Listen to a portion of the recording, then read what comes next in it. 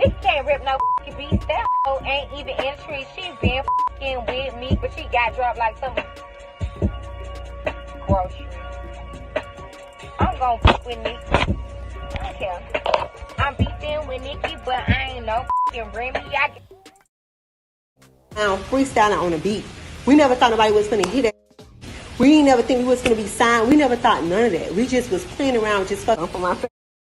I was thinking about jumping on a record, one of their records that was out at that time. And then social media happened. You know what I'm saying? So people will say things about someone, like an artist. If I, as just a regular human, was about to do something with you, if I was about to go out to dinner with you tonight, and then I get something that says, yo, she don't really fuck with you like that. She was saying this and she don't really like you.